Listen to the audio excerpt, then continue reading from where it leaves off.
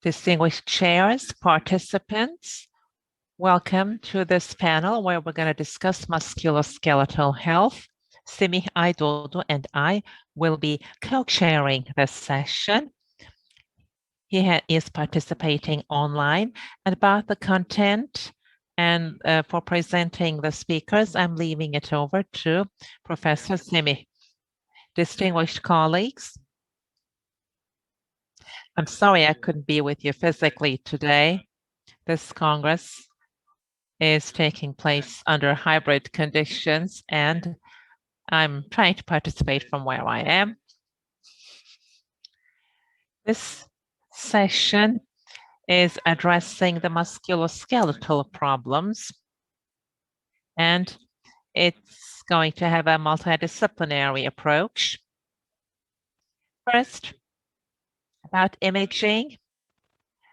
One of the leading people in the world, Carlo MARTINOLI, will be speaking.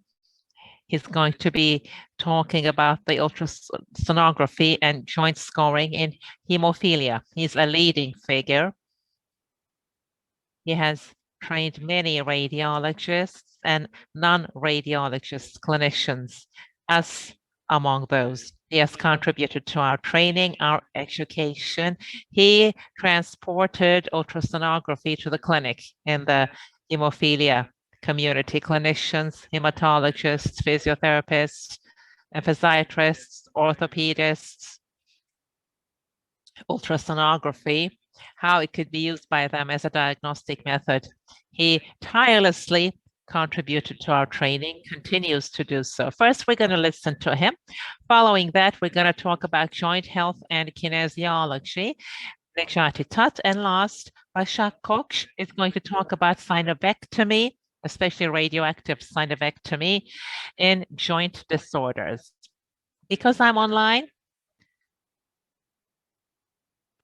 I'm trusting Professor Cüneyt to moderate.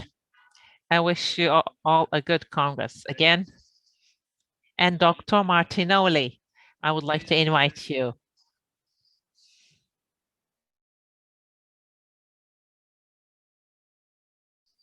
Ultrason alanında hemofili camiasında önde gelen figürlerden biri kendisi.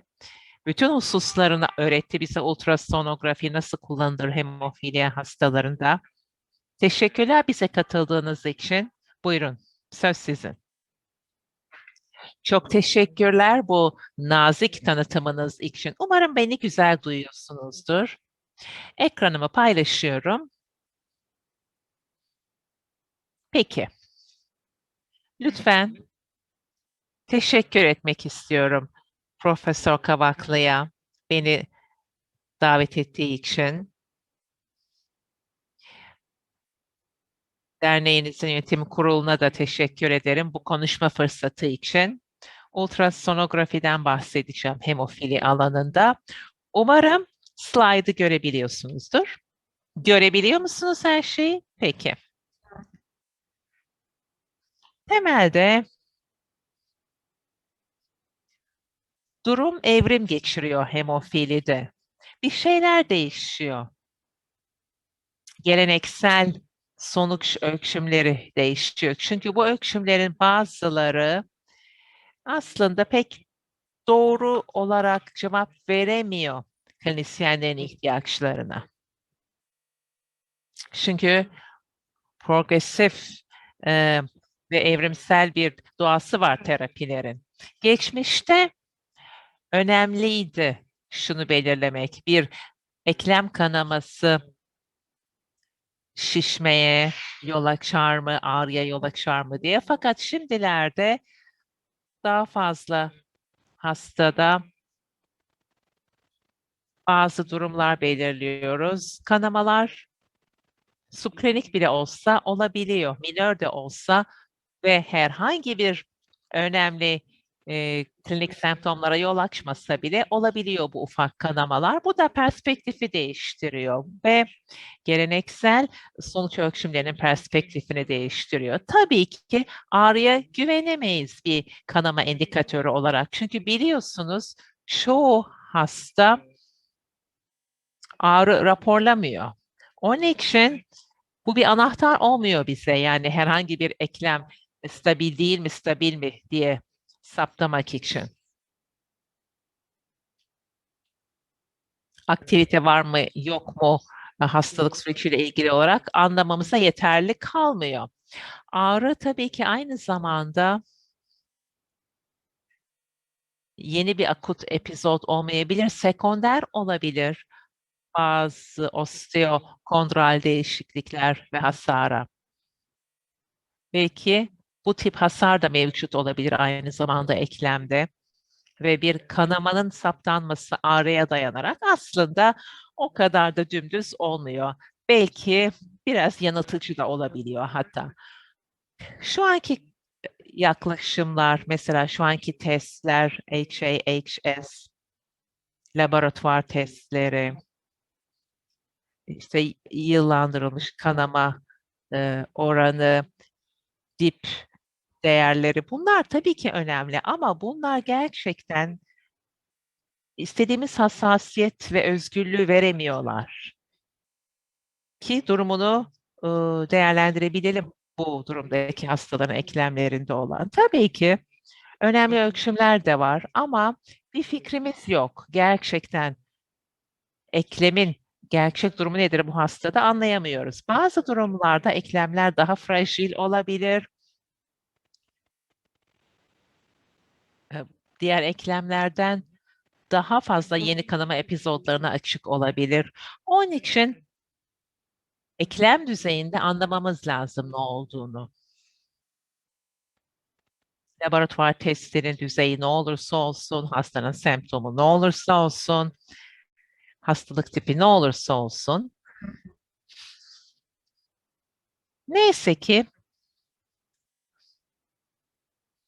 bir biyomarkör var, güvenebileceğimiz. Bu çok önemli hemofilik saptamalar açısından. Kronik sinovial proliferasyonu saptayabiliyoruz. Sinovial proliferasyonun anlamı bildiğiniz gibi farklı oluyor sinovial hipertrofiden başka rahatsızlıklarda gördüğümüz.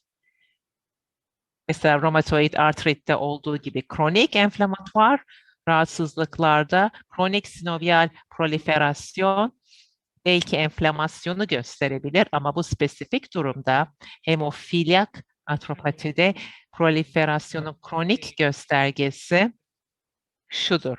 Yani eklem stabil değil, bazı kanamalar oldu yakın geçmişte.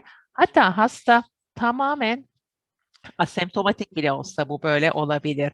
Onun için önemli olan şey hemofili ekiplerini geleneksel sonuçların ötesine bakmaya yüreklendirmek.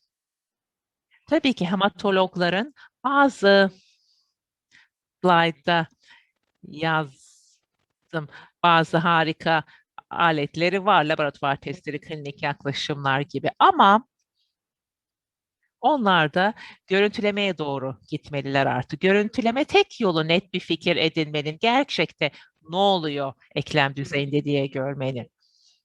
Onun için yakından takip etmek lazım eklem düzeyindeki yanıtı tedaviye verilen ve tabii ki bu tarz bilgi görüntülemeyle edinilebilir. Ne tip görüntüleme? MR var, radyografi var. Bu ikisi fazla etkili değil. Radyografi çünkü ileri dönemlerini hastalığın saptayabiliyor. Fakat radyografi hastalığın erken değişikliklerini saptamak konusunda etkili değil. Özellikle eklem başlangıçta etkilendiğinde sinovial proliferasyon var mı? Kanamaya başlamış mı? Ve ilk sinovial hipertrofi var mı? Bunları gösteremiyor. Radyografi bu tarz bilgiyi bize sağlayamıyor. Benzer bir şekilde erken kıkırdak hasarını da gösteremiyor bize. MR harika bir modalite biliyorsunuz ama pek uygulanamıyor burada. Çünkü bir tarama testi yapamıyoruz. Hemophilia hastalardaki tüm eklemler açısından. Çok pahalı bir metot. Bekleme listeleri çok uzun. Tabii görüntüleme bazı spesifik durumlarda elde edilebilir ama rutin olarak kullanamayız eklemlerin durumunu anlamak için bu tarz hastalarda. Bu da şu anlama geliyor. Ultrason bazı avantajlara sahip diğer görüntüleme modalitelerine göre. Özellikle klinisyenin elinde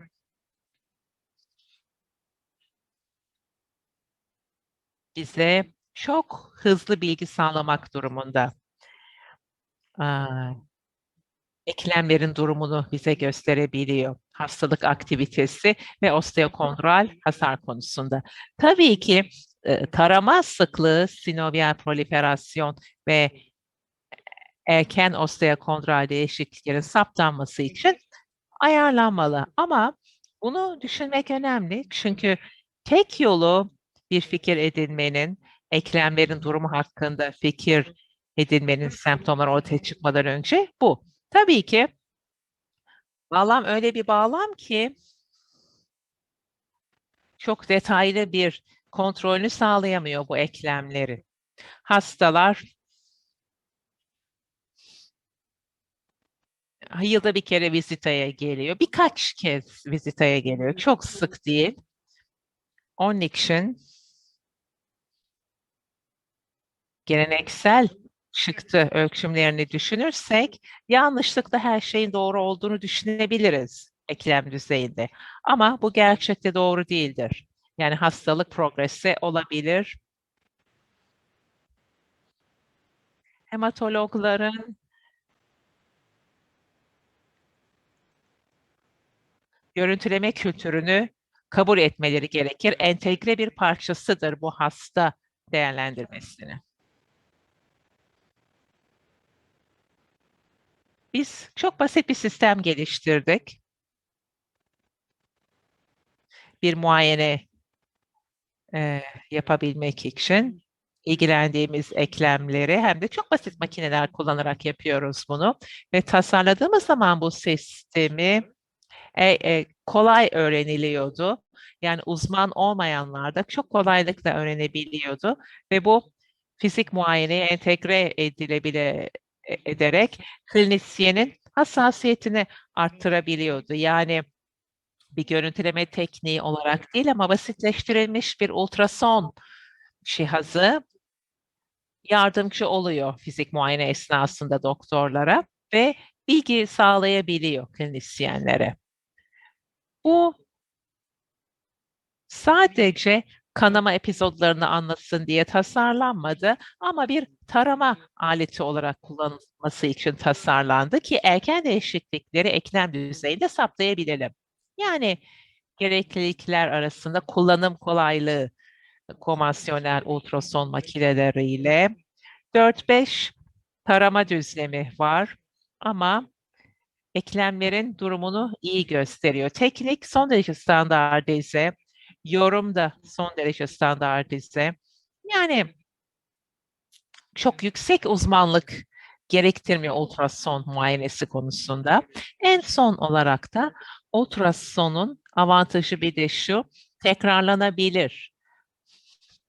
Ve bu protokolleri kullanarak biz tekrarlayabiliriz muayeneyi, tedavinin etkililiğini takip edebilmek için. Ama muayene süresini 1-2 dakikayla sınırlamak lazım eklem başına. Bu da şu anlama geliyor. Ultrasonu bakım noktası bağlamında kullanıyoruz.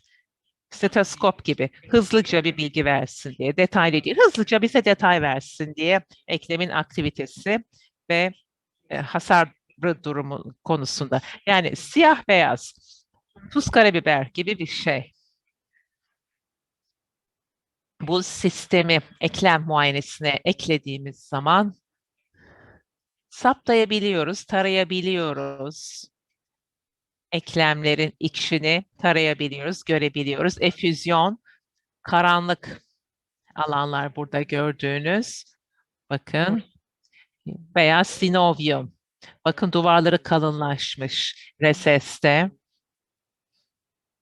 Sinovial hipertrofinin önlerini görüyorsunuz bu görüntüde. Morfolojik bilgi de var tabii bu tarz tekniğin sağladığı. Son derece detaylı bu. Çünkü her şeyi anlıyorsunuz alandaki. Buna lokasyon dışındaki şeyler de dahil. Ama sinovial ultrasona odaklanırsak bu çok hassastır. Difüze bir süreç, reses duvarlarına ataşe, sinovium düzensiz marjlara sahiptir ve çok kompakt olduğu zaman reseste böyle solid bir kitle gibi görülür.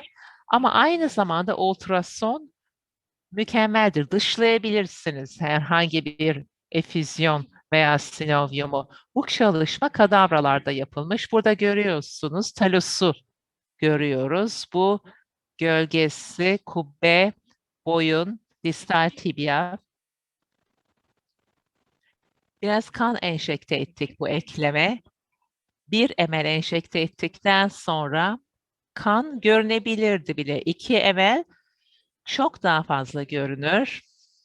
Eklem çizgisi düzeyinde ve boyun düzeyinden daha distal. 3 ml enjekte ettiğimiz zaman hatırı sayılır derecede fark edildi eklem ultrasonda görüldüğü haliyle. Yani bu da şu anlama geliyor. Bir eklem kuru olduğu zaman hiç intraartiküler kanama yoktur.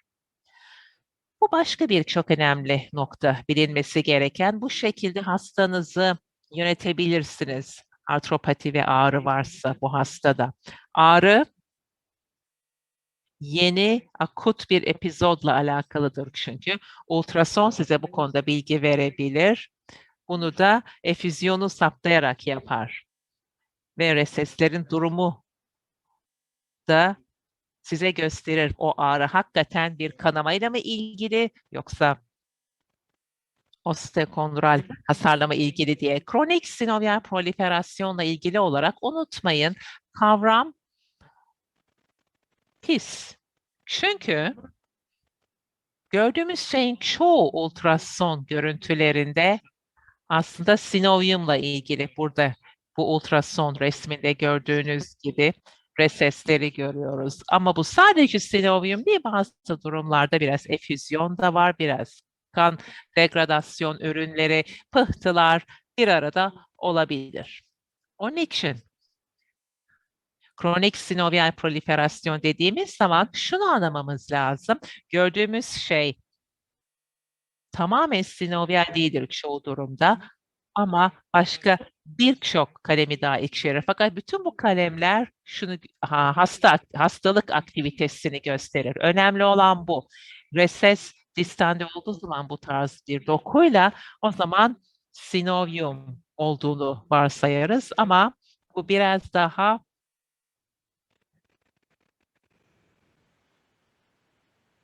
intraartiküler kanama epizoduyla alakalıdır. Ama bu şunu gösterir. Bize şu bilgiyi verir. Eklem aktif ve bir sorun var tedavi konusunda der. Tabii ki sinovyum miktarına dayanarak şunu anlayabiliriz. Hani kesinlikle yanlış bir şey var mı? Sinovyum grad 2 olduğu zaman daha büyük miktarda bu tarz doku oluyor eklem düzeyinde ve tabii ki tedavi planının o zaman kontrol edilmesi gerekir. Ama aynı zamanda grad 1 olduğu zaman daha hafif miktarda sinovyum bu bilgi bize yardımcı olabilir. Çünkü daha yakın takip gerektirebilir veya yukarı doğru bir ayar yapmamız gerekebilir. Eklem kuru olduğu zaman hiç sinovyum görünmediğinde bu belki önemli bir bilgi olarak kullanılabilir. Özellikle gelişmekte olan ülkelerde, özellikle bir alt grup hasta vardır ki orada kanama hızları ve fenotipleri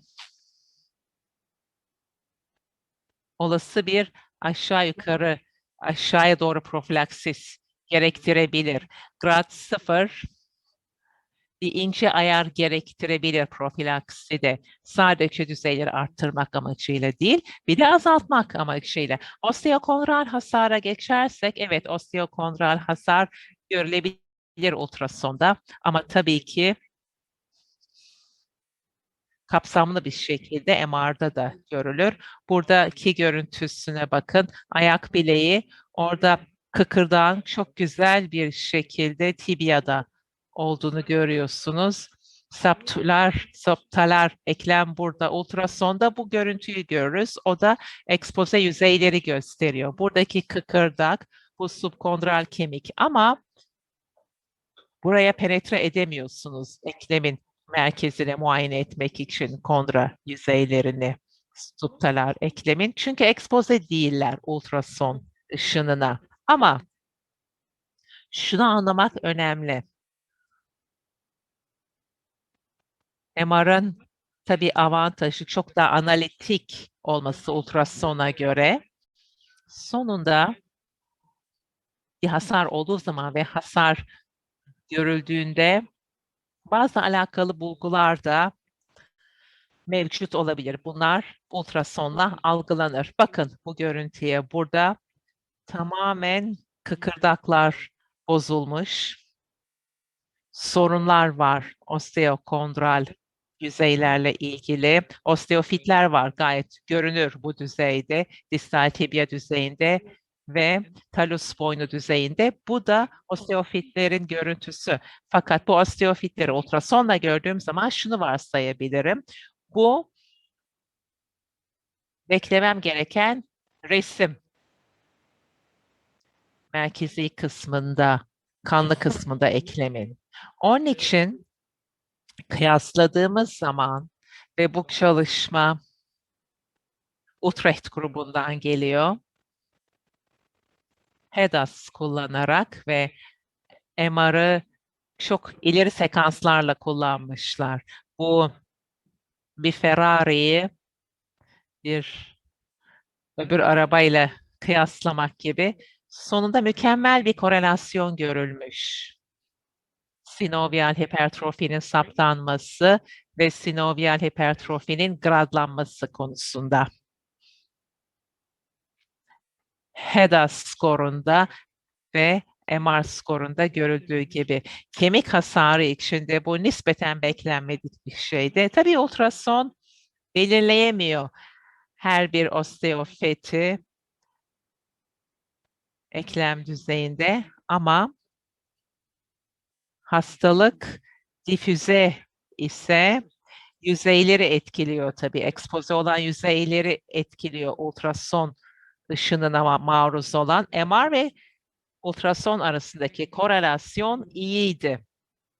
Kıkırdağın sinovisi ve kemik hasarı arasında. Yani daha az analitik bile olsa ultrason aynı tarz bilgiyi bize sağlayabiliyor MR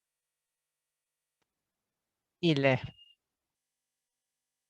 Yani eklem normal mi anlıyoruz? Normalse hafif tutulum, işte orta tutulum mu var yoksa şiddetli tutulum mu var anlayabiliyoruz. Tabii ki bunlar kantifiye de edilebilir skorlama ölçeği kullanılarak.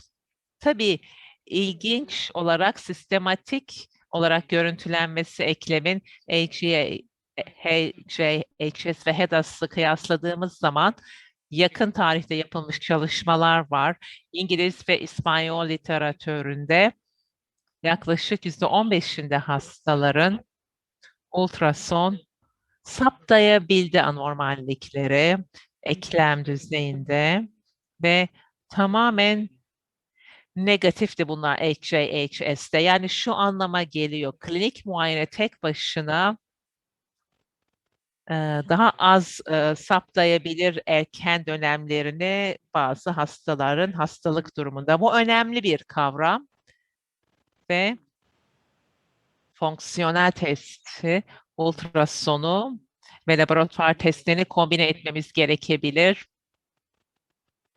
Erken eklem değişikliklerini saptayabilmek için. Tabii ki bunlar multidisipliner çalışma gerektirebilir. Sorunlardan bir tanesi hemofili ekipleriyle ilgili.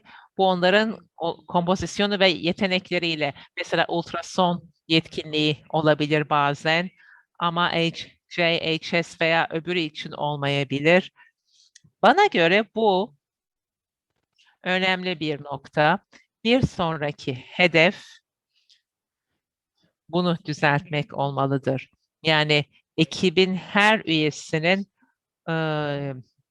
ilgili yeteneklere sahip olmalı ki ilgili ihtiyaçlarını giderebilsinler. Değişik hastaların değişik çıktı ölçümlerinin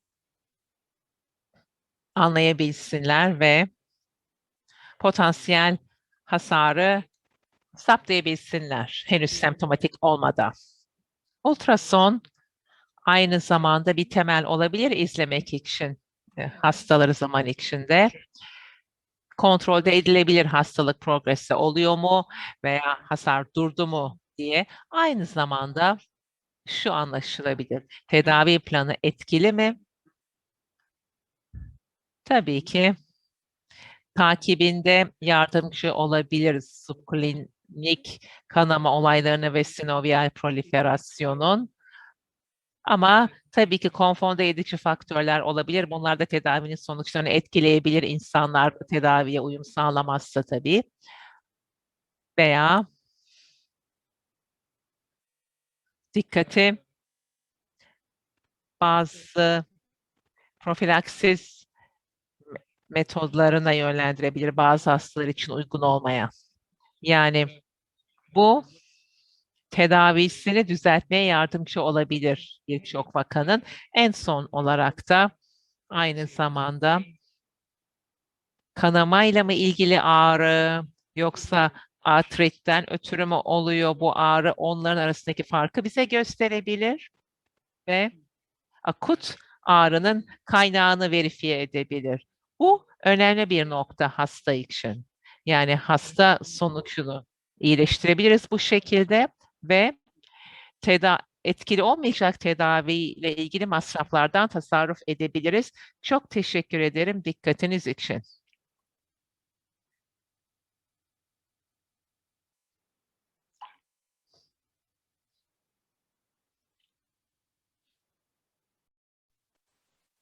Katılımcılardan sorusu olan var mı? Çok teşekkür ederiz bu sunum için.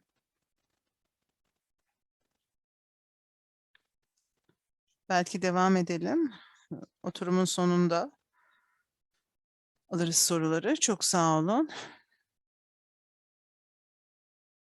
Necati TAT, he will be talking to us about joint health and kinezyology.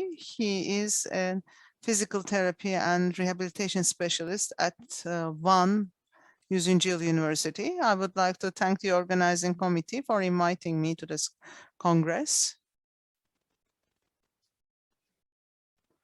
I will be talking about joint health, kinezyology, and biomechanics in hemophilia. We are, in fact, a bridge between hematologists and orthopedic surgeons.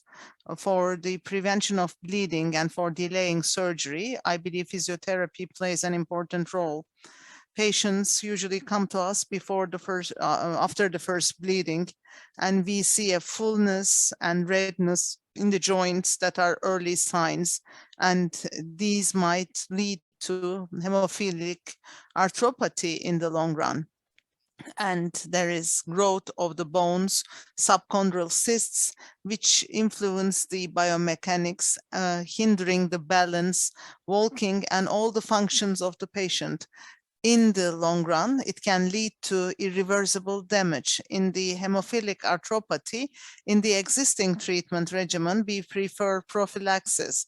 At the same time, with physiotherapy, we try to correct the biomechanics. We have regular factor replacements, which might decrease the inflammation. However, the joints might be defenseless when it comes to bleeding. In the long run, there might be arthrodesis, which can limit pain, but also decrease function. And with prosthesis, the functionality of the patient can be limited as well. In the clinical practice, we use the Hemophilia joint health score, And in the last meeting, options for a shorter HEAHS were suggested, and the duration of the swelling and the crepitation were found less important. Especially loss of extension is an important factor in the evaluation of joints. Flexion, extension, inversion, eversion, supination, and pronation are all evaluated. How is biomechanics affected? When it is altered, the structures are under more stress, which might lead to spontaneous bleedings. Our aim here is to correct the biomechanics and to prevent the hemorrhages by prophylaxis. The joints that are risky are elbow and wrist. So the biomechanic is hindered and microbleedings can be seen. We have decreased range of motion, decreased proprioception. Also, maximum muscle strength is altered. Also, walking can be affected. In the recent studies, we also have a balance study. We see that balance is disturbed. When you have a look at the figure on the left, the one on the left is the area by a healthy individual. The one on the right is by a hemophiliac individual. In order to have a better balance, the area is enlarged. We also have asymmetries, and sensors were used to identify these. Kinesiology is related to human movements. It takes into account anatomy, physiology, and biomechanic principles. Biomechanics is the load that is on the musculoskeletal system during movement, and it analyzes the reactions of the system to these loads. The small changes in function might not be reflected to the scores. Imagine that there's a load in the joint on the joint, which does not get a score. However, it can alter the internal dynamics of that joint. And joint kinematics is the movement in the adjacent segments. There are factors like gravity that come into play. Today, under prophylaxis, ankle is the joint that bleeds most often, as it is the first joint that reacts to the small movement from the ground, and also we see the bone contacts in the joint. Is the limitation due to joints or the muscles? This is also important. This is an active test. When the patient elevates the leg, it was identified to be joint related. In the passive test, when the joint is fully extended, we identify the muscle-associated problem. You see the Thomas test, which identified the muscle-related problems. When it comes to joint-based approach, the knee joint used to be the most frequently bleeding joint. And in the knee joint, we have the muscles in play to create the balance. The stability is maintained by the muscles.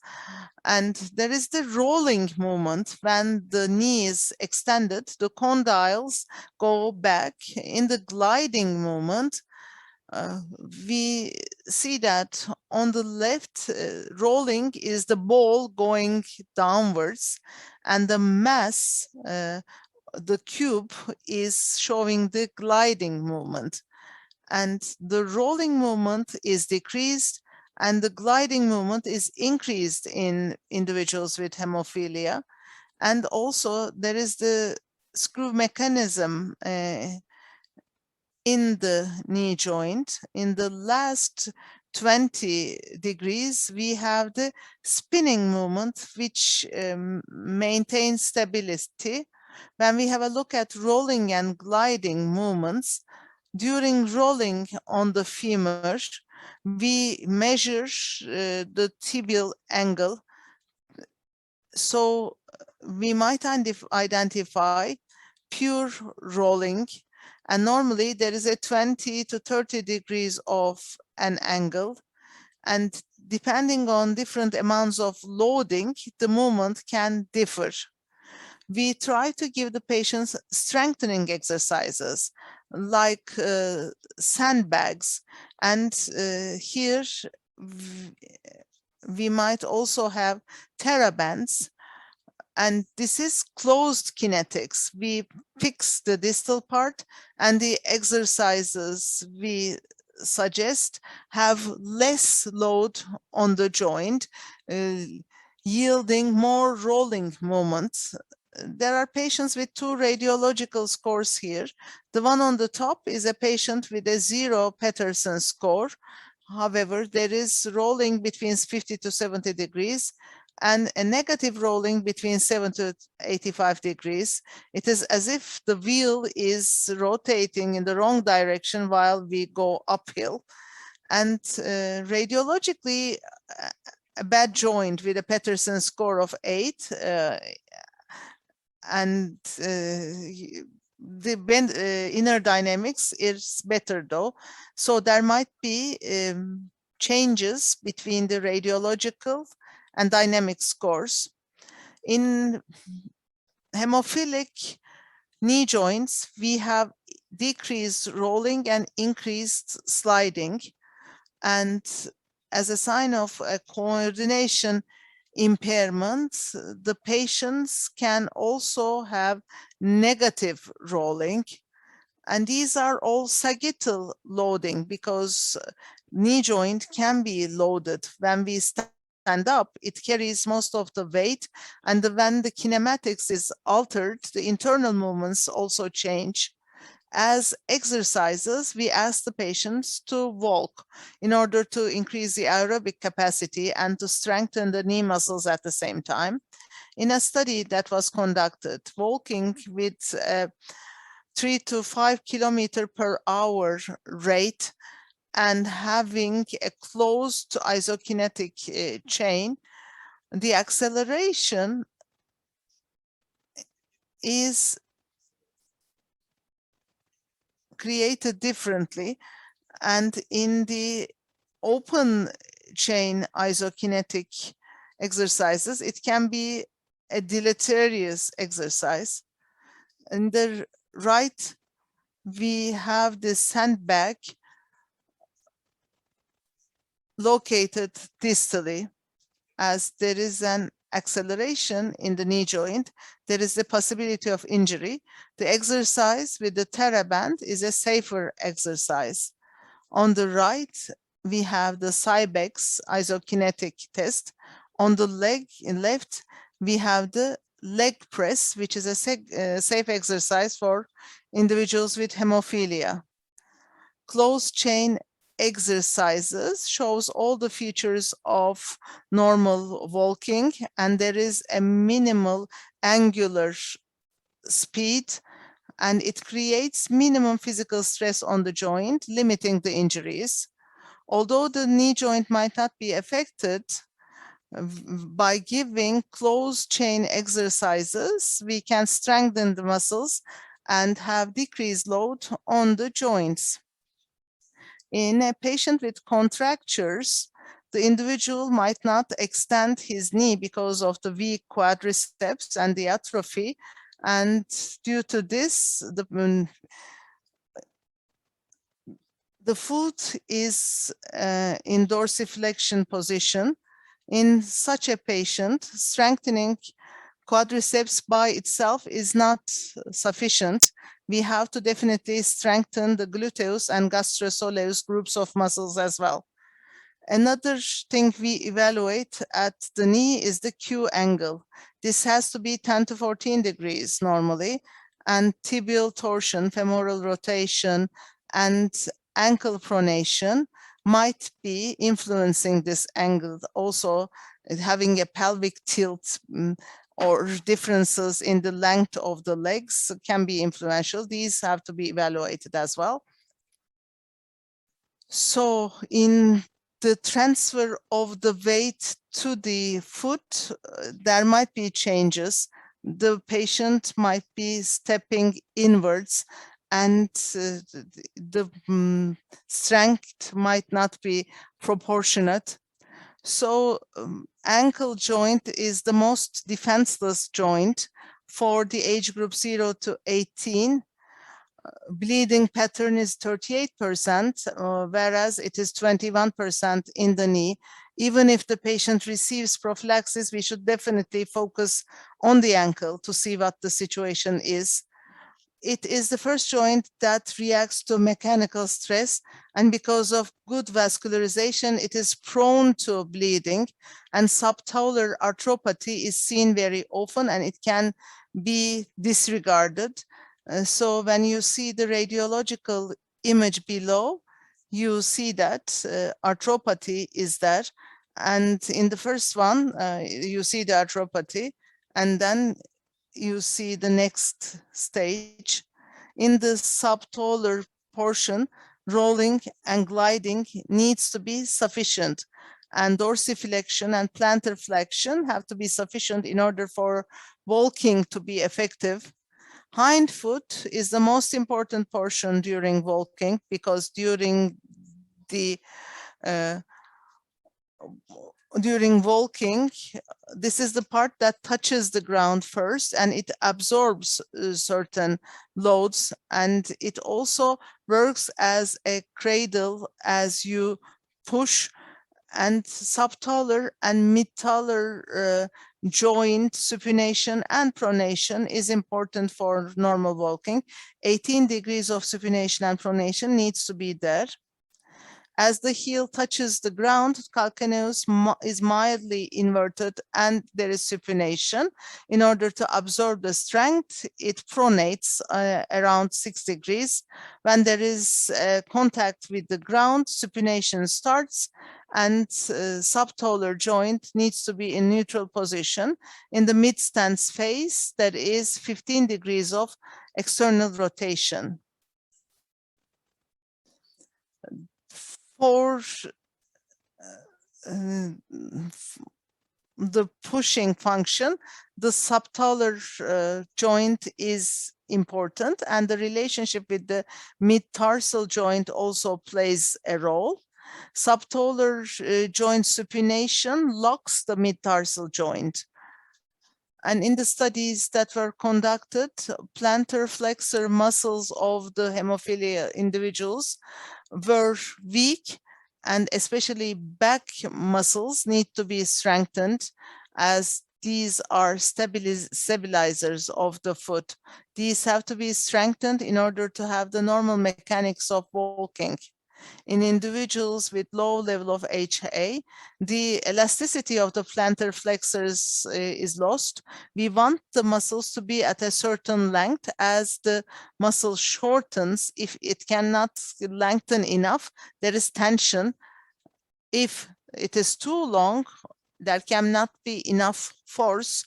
That is why we definitely need a normal tonus and normal tension on a muscle. If there is loss of elasticity, this might also have a negative impact on normal walking. If there is a dysfunction, then normal walking can definitely be changing. And the muscles might not react in time, and the ligaments and the capsule can limit the movement of the joint. When you passively move a joint, if it cannot go, this is called end fill. And it can be a soft or a hard one. Soft ones can be treated. And there is also more contact with shear forces in the ankle joint. In individuals with hemophilia, we see that they walk better with a shoe on compared to barefoot. And in the first metatarsalphalangeal joint, we have less load. After adolescence, elbow joint is a joint that bleeds the most.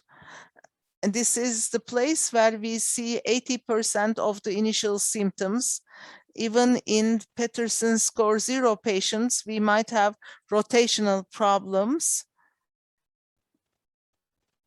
Humeral radial joint has the supination. Decreases in pro and supination is important for the functioning of the joint. Here you see a biomechanics study. As flexion increases, pronation and supination increases linearly.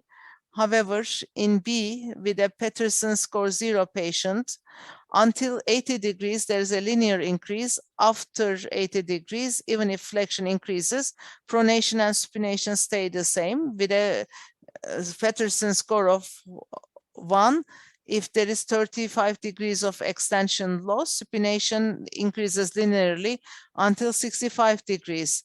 The patient has elbow flexion with supination in the elbow joint. Some individuals might force the joint to open it, which might result in bleeding, which is not in correlation with the biomechanics of the elbow joint. You have to definitely have the joint in traction to have the range of motion. This is important to correct the joint as well. Strengthening programs increase the muscle activity and decrease the neural inhibition. And pain, physical function, and quality of life are also better. In conclusion, regular factor replacement can decrease the incidence of joint bleedings. However, we definitely need to evaluate the joints and try to see whether there is something to be corrected. And muscles that are dynamic stabilizers need to be strengthened with correct exercises, with closed kinetic chain exercises, in an attempt to have decreased load on the joints to prevent the bleedings. Thank you. Thank you very much for this comprehensive presentation. We will have the questions at the end of the session. I would like to now invite Dr. Başak KOÇ. And despite her young age, Başak is a colleague with whom we have been working for years. Yes, the floor is yours. I would like to first thank the organizing committee. And I am the youngest among my colleagues. Thank you very much for having me. I will be talking about Sinovektomi during muscle problems. As Necati mentioned, joint is a structure where we have two bones together with the capsule and synovial membrane. It is also including the cartilage. As a result of hemarthrosis, the bleedings damage the joint cartilage. And in order for you to remember this easily, we have 3 stages. In the acute stage, we have bleedings. And with the repetitive bleedings, we have a secondary synovitis tissue appearing. Recurrent bleedings and synovitis lead to hemophilic arthropathy, joint contractures, and long bone deformities. This is a degenerative process, and the joint cartilage is normal at the beginning. However, with recurrent bleedings, there is damage, and there is no cartilage tissue left, leading to hemophilic arthrosis. This bleeding, synovitis bleeding cycle is something that we see very often, and this needs to be prevented. The most important treatment is factor treatment for such patients. In hemophilia, this is still the golden standard, prophylaxis with factor replacement. They prevent acute bleedings and they reverse clinical signs. However, the treatment needs to be continued. And with prophylaxis, you have to preserve and protect the joint.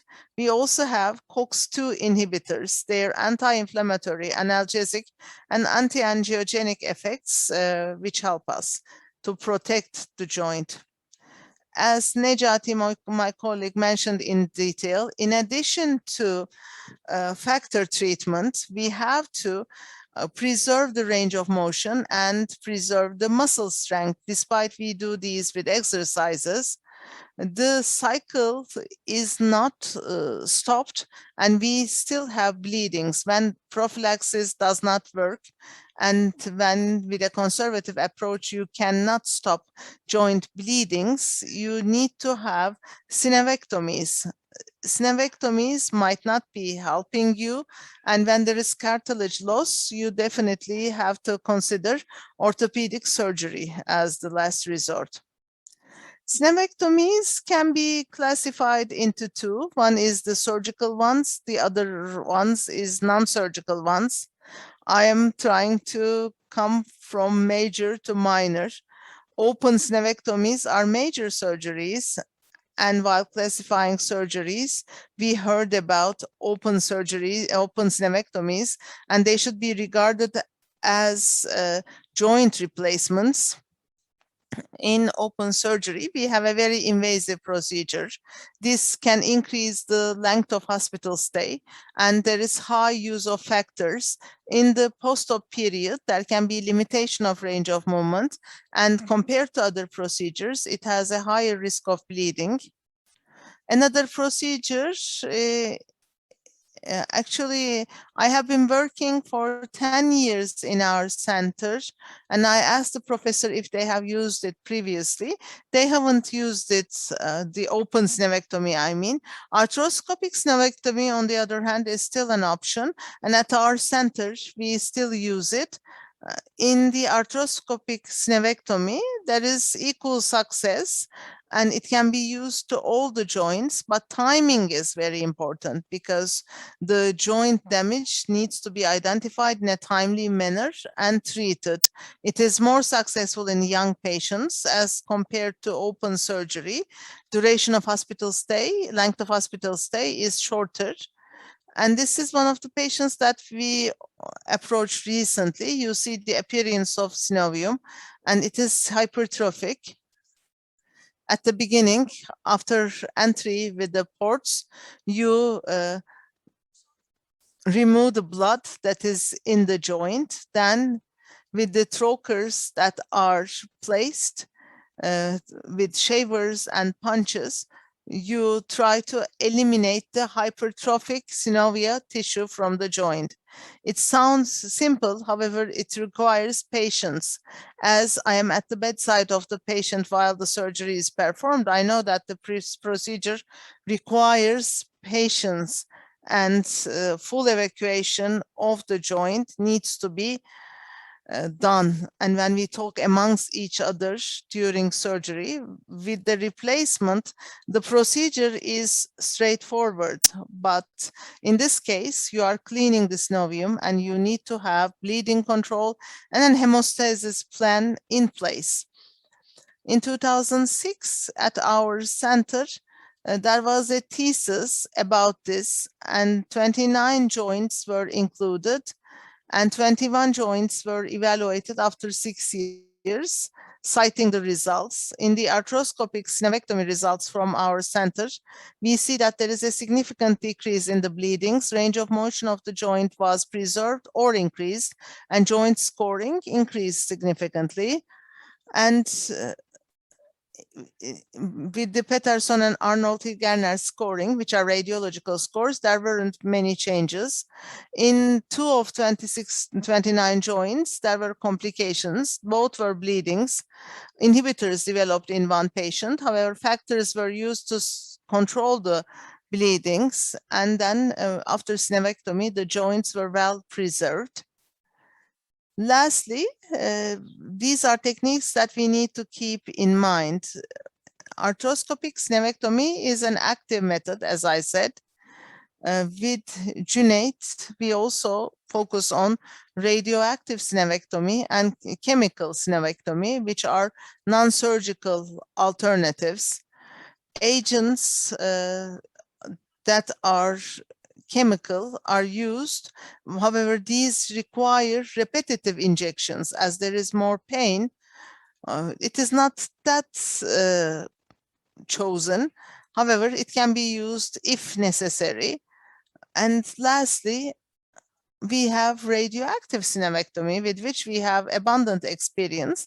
It is a minimal invasive procedure. It is effective in reducing the bleeding, and we did not see any losses in the range of motion of the joint. Factor consumption is very low, and it can be performed on an outpatient basis. The patient arrives on a daily basis after sterilization. To the joint space, we eliminate the blood and then administer the radioactive substance. In the follow-up, we have the patients followed up for radiation leakage and also bleeding control. These are a couple of studies from our center. We have more than 500 radioactive sinovectomies performed so far. And at our center, when we have a look at the results, we see that 75 to 90% of a success is there. The efficacy of the treatment increases with age, with the type of hemophilia, and in the joint limitation and inhibitors, we did not see any influence. When we have a look at complications, we see that there are a total of 10 complications. One was a leakage on the skin. 2 patients had skin pigmentation and 8 patients have mild inflammatory reactions, which were all solved. This is an article that we published recently. This is a rare study. It is about prognostic factors of radiosinovectomy in hemophilia patients with inhibitors. We try to focus on medium-term and long-term results, questioning the factors for success or failure. From January 2000 to December 2018, we had radioactive sinovectomy performed on 51 joints of 22 patients. 16 had high titers and 6 patients have low titers of inhibitors. During the last 6 months, the patient should have had at least 3 bleedings.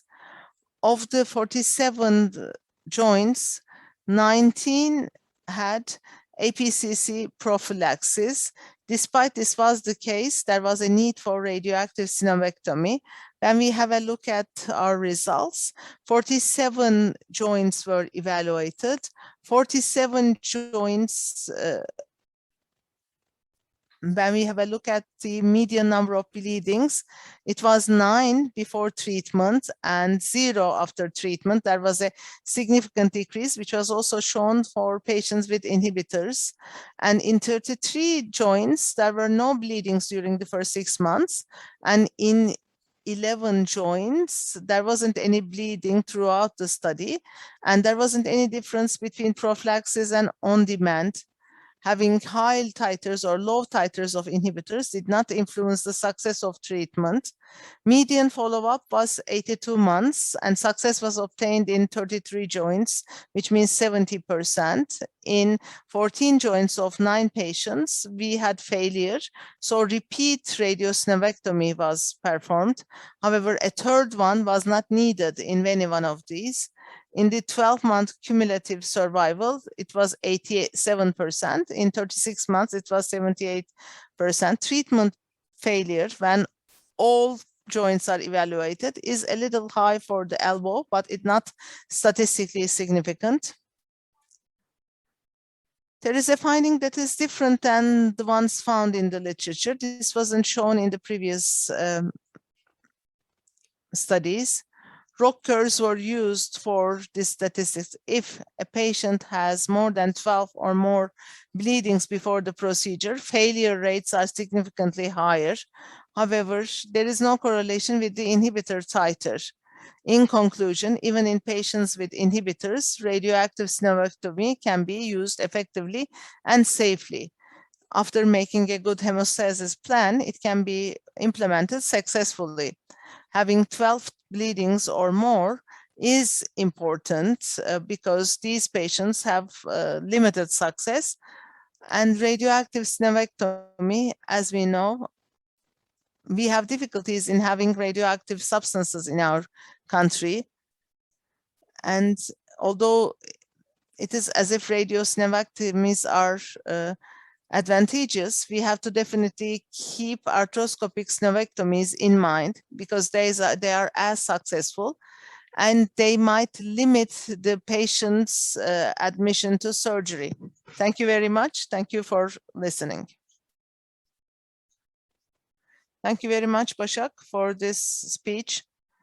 So we have the warning that we don't have any time.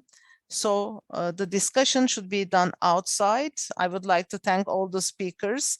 Thank you very much. After 5 minutes, we will start with the next session.